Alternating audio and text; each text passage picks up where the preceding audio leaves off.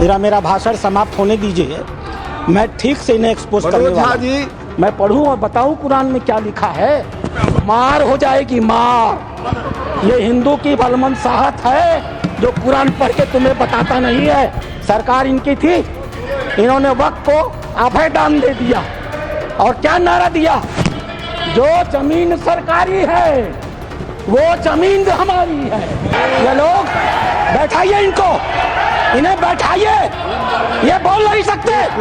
बैठ जाओ, बैठो, आपस में बात नहीं प्लीज। उत्तर प्रदेश की 74% वक्फ की संपत्तियां सरकारी जमीन पर कब्जा करके बनी है। वक्फ अधिनियम की जो ही माननीय गृह मंत्री ने घोषणा किया, पूरे देश में तूफान आ गया।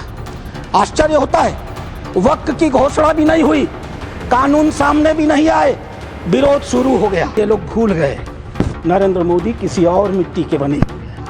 आपके विरोध से वो डरने वाले नहीं थे। जैसे फिल्मों में गुंडे हुआ करते थे, जिस औरत पर हाथ रख दी वो औरत उनकी हो गई। इसी प्रकार से इन वक्फ बोर्डों ने भू माफियाओं की तरह काम किया। जिस जमीन पर हाथ रख दिया इन्होंने, वो जमीन उनकी हो गई। जमीनों पर मैं कानून लेकर के आया हूँ। अध्यक्ष महोदय, इसी सदन में माननीय सदस्य झूठ बोल रहे थे, असत्य बोल रहे थे। 1995 का यह एक्ट है, धारा 40। द बोर्ड में इटसेल्फ कलेक्ट इंफॉर्मेशन। बोर्ड स्वतः इस बात की सूचना इकट्ठी कर सकता है यदि उसे इसका कोई कारण महसूस होता है कि यह वक्फ की प्रॉपर्टी है। आगे क्या करेगा? And it any question arises whether a particular property is a waqf property और not, whether a waqf is a Sunni or Shak board. After making such inquiry as is deemed fit, decides the question. संपत्ति पर हाथ रख दो, किसी भी संपत्ति को वक्फ बोर्ड की संपत्ति कह दो और वक्फ बोर्ड खुद ही तय कर लेगा कि वो संपत्ति वक्फ की है कि नहीं है। और जिस बेचारे की संपत्ति ले ली जाएगी उसको पता ही नहीं चलेगा। और अगला वाक्य क्या है? The decision of the board on the question under section 1 shall, unless revoked by tribunal, shall be final. Tribunal ने अगर उस निर्णय को बदला नहीं तो वह डिसीजन फाइनल होगा। और उसी एक्ट का दूसरा हिस्सा है अध्यक्ष महोदय, no appeal shall lie against any decision or order whether interim or otherwise given or made by tribunal. Tribunal के द्वारा कोई भी आदेश जो दिया गया होगा उसके खिलाफ किसी प्रकार की अपील नहीं होगी। एक अपार्टमेंट में कोई परिवार चला जाए, किराए पर मकान ले ले, और ऐसी घटना हुई है अपार्टमेंट में, किराए पर मकान ले ले, अपने 4 मित्रों को बुला ले और नमाज पढ़ ले। 5वें दिन वो कह देगा हमने इस स्थान पर नमाज पढ़ी है, यह वक्फ बाय यूजर है, अब इसे वक्फ घोषित कर दो। और घोषित हो गई। अध्यक्ष महोदय, आपके पास एक बड़ी जमीन है, खाली पड़ी है, बगल में कुछ मुस्लिम परिवार रहते हैं, उन्हें नमाज पढ़ने के लिए कहीं जाना होता है, वो उस जमीन पर नमाज पढ़ ले। आप हिंदू हैं, आप मना नहीं करते। 5 दिन 7 दिन नमाज पढ़ने के बाद वो लिख के दे देंगे कि हम लोग इस जमीन पर नमाज पढ़ते थे, अब यह वक्फ बाय यूजर हो गई, अब इस जमीन पर किसी का कोई अधिकार नहीं रहेगा। माननीय संसदीय कार्य मंत्री उल्लेख कर रहे थे उस घटना का, तमिलनाडु की घटना का उल्लेख कर रहे थे। क्या हुआ तमिलनाडु में? एक रामचंद्रन नाम का आदमी अध्यक्ष महोदय, वह व्यक्ति अपनी लड़की की शादी के लिए अपनी जमीन बेचना चाहता था। वह जमीन बेचने के लिए जब रजिस्ट्रार के घर गया, ऑफिस में गया, तो पता चला कि वो जमीन उसके नाम पर ही नहीं है, वो जमीन वक्फ को दे दी गई। जब हल्ला मचा, गांव के लोग रजिस्ट्रार ऑफिस में गए तो पता चला कि उन दोनों गांवों की सारी जमीन वक्फ को दे दी गई। 1500 साल पुराना मंदिर भी वक्फ के हवाले कर दिया गया। यह होता है इन लोगों का वक्फ बाय यूजर अध्यक्ष महोदय। और आश्चर्य होता है, इन्हें बैठाया जाए अध्यक्ष महोदय, आश्चर्य होता है। मैं भी जेपीसी का मेंबर हूँ, ये भी जेपीसी के मेंबर हैं, ये गवाह है इस बात के। मैं लगातार जेपीसी में जितने भी विटनेस आते रहे, इनके बड़े बड़े धार्मिक मतावलंबी, मैं उनसे कुरान को कोट करके कहता रहा। मैं कुरान पढ़ता हूं, कोई बुराई नहीं है किसी धर्म को पढ़ने में। मैंने कुरान को कोट करके कहा कि मौलवी साहब ये तो बताओ कि इस कुरान में या किस हदीस में यह लिखा है कि अगर हमने कोई संपत्ति दान नहीं की तो तुम उसको वक्फ बाय यूजर मालिकाना मान लोगे। किसी के पास एक भी मेरे सवाल का जवाब नहीं था। इन लोगों ने क्या किया मालूम है? वो जो ओवैसी साहब वहां बैठते हैं ना, उन्होंने मेरा नाम रख दिया मौलाना डॉक्टर राधा मोहन अग्रवाल। अब इससे बड़ी मेरी जीत क्या हो सकती है? मैंने इनसे पूछा, इस बात पर बहस होती है कि डीड लिखित गया या नहीं। मैंने इनसे कहा, जब हजरत मोहम्मद साहब ने अपने आयतों में लिखा है, 3 आयतें हैं, 4 आप चाहिएगा तो मैं पेश करूंगा।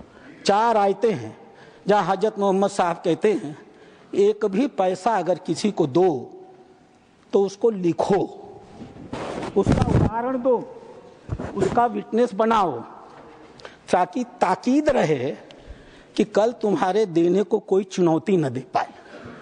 एक भी पैसा दो तो लिखित दो। और तुम कहते हो कि तुम्हारे पास ये सारी संपत्तियां हैं जिसका कोई लिखित रिकॉर्ड नहीं है, फिर भी वक्फ है। मेरे एक भी सवाल का जवाब, मैं उस कमेटी की बातों को बोलता नहीं, लेकिन चूंकि इन्होंने कमेटी का उल्लेख कर दिया इसलिए मैं इन्हें एक्सपोज कर रहा हूं। मेरे एक भी प्रश्न का जवाब ये लोग नहीं दे पाए। खाली मुझे कहते थे कुरान पढ़ते हैं मौलाना है, कुरान पढ़ते हैं मौलाना है। अरे कुरान मैं पढ़ता हूं, तुम तो मुसलमान हो, बचपन से पढ़ते हो ना। मैं पढ़ूं और बताऊं कुरान में क्या लिखा है? मार हो जाएगी, मार। ये हिंदू की बलमनसाहत है जो कुरान पढ़ के तुम्हें बताता नहीं है। अध्यक्ष महोदय दूसरी चीज, अध्यक्ष महोदय दूसरी चीज, सरकार इनकी थी, इन्होंने वक्फ को अभय दान दे दिया। और क्या नारा दिया? जो जमीन सरकारी है वो जमीन हमारी है। सरकारी संपत्तियों पर कब्जा करने का ऐतिहासिक इन्होंने कर्म काहे किया है। उत्तर प्रदेश की 74% वक्फ की संपत्तियां सरकारी जमीन पर कब्जा करके बनी है। तेलंगाना में 50% की संपत्तियां सरकारी जमीन पर कब्जा करके बनी है। पूरा अभयदान इनको मिला था अध्यक्ष महोदय, और उसका फल क्या हुआ? 2006 में सच्चर कमेटी की रिपोर्ट आई। सच्चर कमेटी ने कहा 4,50,000 संपत्ति है और 6 लाख एकड़ जमीन है। आज 2024 में 8,72,000 संपत्ति है और 37,94,000 एकड़ जमीन है। 2006 से 2023 6 लाख एकड़ से बढ़ करके 37,94,000 एकड़ जमीन इनकी हो गई। इन्हें बताना तो पड़ेगा सभापति महोदय कि आखिर 31 लाख अतिरिक्त जमीन इन्होंने पाई से कहां से है। इन्हें उसका उदाहरण देना पड़ेगा। अध्यक्ष महोदय, जितना ये कांग्रेस के पहले वक्ता रहे हैं, जितना समय ये बोले हैं, मैं भी उतना ही समय बोलने वाला हूं। यह मेरा अधिकार है सभापति महोदय। मैं एक बात कहना चाहूंगा अध्यक्ष महोदय, इन्होंने चर्चा किया कर्नाटक के हैं ये। मेरे पास कहां गई? Please conclude sir. अध्यक्ष महोदय, मेरे पास ये रिपोर्ट है। यहां बोलने के पहले मैंने इस रिपोर्ट को ऑथेंटिकेट किया है। माननीय उपराष्ट्रपति महोदय के पास इसको लिख करके भेजा है। ये सांसद महोदय कर्नाटक के हैं, पाकिस्तान जिंदा वाले। एक शब्द भी इन्होंने इस रिपोर्ट के बारे में नहीं बोला। यह रिपोर्ट जेपीसी में प्रस्तुत हुई है, और जेपीसी में प्रस्तुत हुई है तो यह ऑफिशियल डॉक्यूमेंट है। यह रिपोर्ट मैं पढ़ूंगा अध्यक्ष महोदय, यह मेरा अधिकार है। मैं आपको बताऊंगा कि कर्नाटक के अंदर किन किन नेताओं ने वक्फ की कितनी कितनी संपत्तियों पर कब्जा कर डाला है। नाम पढ़ता हूं मैं। Kamrul Islam foreign minister, Suryavanshi ex MP, CM Ibrahim ex union minister, Rahman Khan ex union minister, Abdullah Sharif Waqf board official, NA Haris MLA, MA Khalid ex CO, Mumtaz Ahmed Khan chairman, Mohammed Sanaulla IAS, mister Sindhu Giri former minister, MF Pasha IPS, खनीज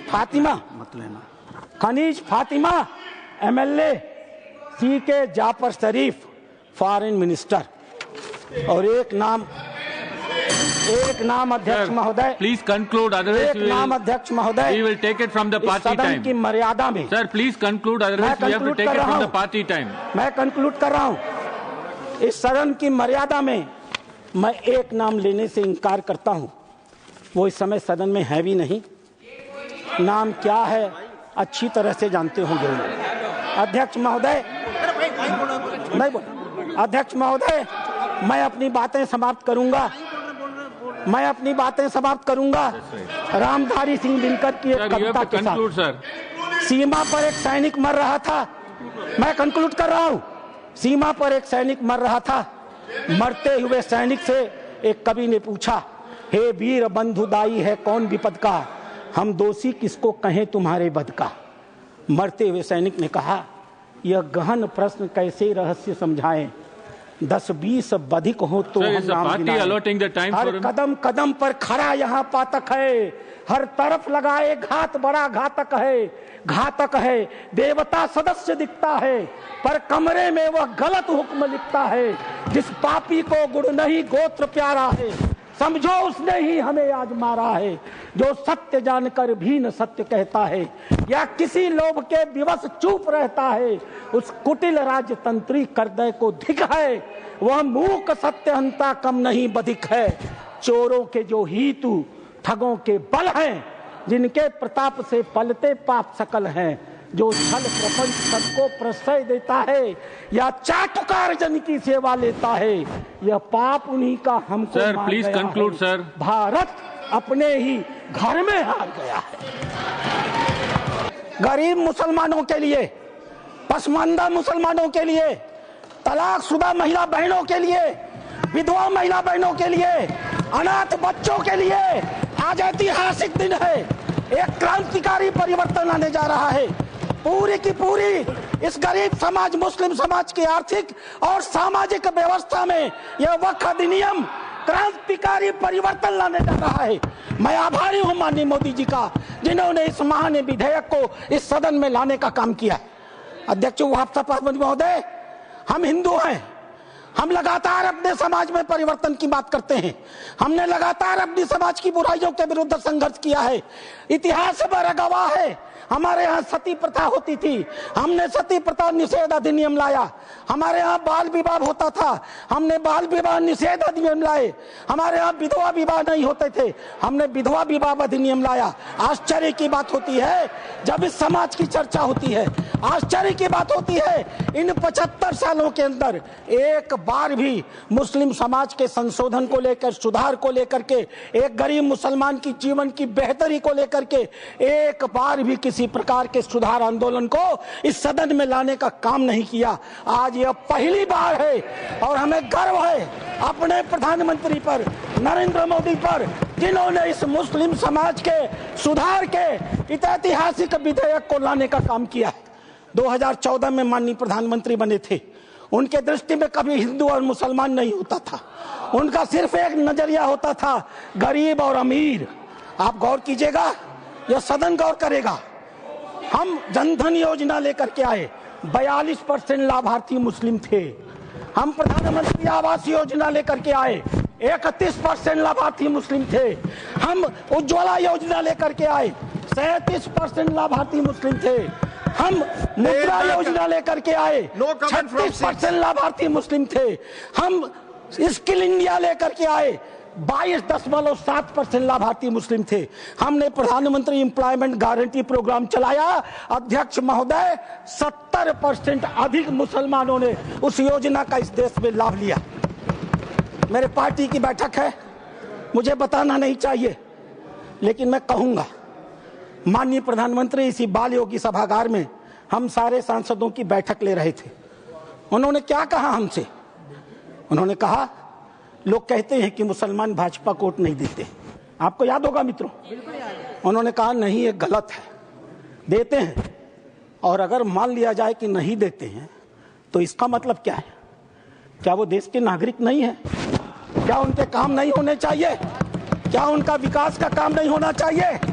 हम सारे सांसदों को उन्होंने मीटिंग में कहा, अपने काम को करते समय कभी हिंदू और मुसलमान न करना, विकास की धारा सारे समाज पर समान रूप से पहुंचाने की बात करना।